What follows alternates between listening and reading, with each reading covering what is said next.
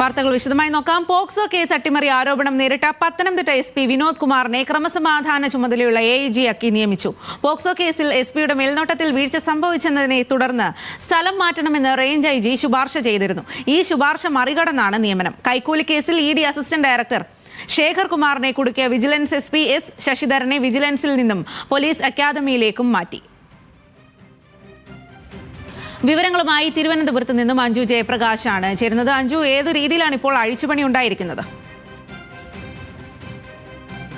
സ്വാതി, ഈ POCSO case വിവാദത്തിൽപ്പെട്ട Pathanamthitta SP-ക്കാണ് സുപ്രധാന ചുമതല നൽകിക്കൊണ്ട് ഒരു അഴിച്ചുപണി സർക്കാർ നടത്തിയിരിക്കുന്നത്. ഈ പത്തനംതിട്ട SP ആയിട്ടുള്ള വിനോദ് കുമാറിനെയാണ് ക്രമസമാധാന ചുമതലയുള്ള ADGP-യുടെ ഓഫീസിലെ അസിസ്റ്റന്റ് IG ആയിട്ട് നിയമിച്ച് ഉത്തരവിറക്കിയിരിക്കുന്നത്.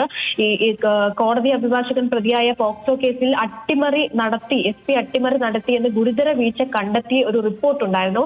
ഈ റിപ്പോർട്ടിനെ അടിസ്ഥാനമാക്കിക്കൊണ്ട് തന്നെ SP സ്ഥലം മാറ്റണമെന്ന് റേഞ്ച് IG ഉൾപ്പെടെ ശുപാർശ ചെയ്തിട്ടുണ്ടായിരുന്നു. എന്നാൽ ഇതിനെയൊക്കെ മറികടന്നുകൊണ്ടാണ് ഈ നിലവിൽ ഇപ്പോൾ സ്ഥലംമാറ്റം നൽകിയിരിക്കുന്നത്. പകരം ആ സ്ഥാനത്ത് R ആനന്ദാണ് പത്തനംതിട്ട SP ആയിട്ട് വരിക. ഒപ്പം തന്നെ ED ഉദ്യോഗസ്ഥനെ അഴിമതി കേസിൽ കുരുക്കിയ S ശശിധരനെ വിജിലൻസിൽ നിന്നും മാറ്റിയിട്ടുണ്ട്. പോലീസ് അക്കാദമിയിലേക്കാണ് പുതിയ നിയമനം. കൊല്ലം റൂറൽ പോലീസ് സൂപ്രണ്ട് സാബു മാത്യുവിനെ ഇടുക്കിയിലേക്ക് മാറ്റിയിട്ടുണ്ട്. പകരം വിഷ്ണു പ്രദീപ് ആയിരിക്കും ഇനി കൊല്ലം റൂറൽ പോലീസ് സൂപ്രണ്ടായി ചുമതലയിലേക്ക് വരിക.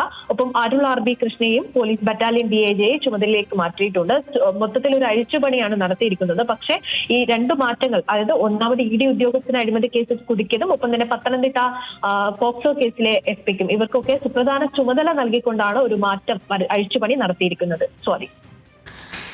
ശരി അഞ്ജു, എന്തായാലും ഇപ്പോൾ പോലീസിനുള്ളിൽ ഒരു അഴിച്ചുപണി ഉണ്ടായിരിക്കുന്നു എന്നുള്ളതാണ് അതിലേറ്റവും പ്രധാനം എന്ന് പറയുന്നത്.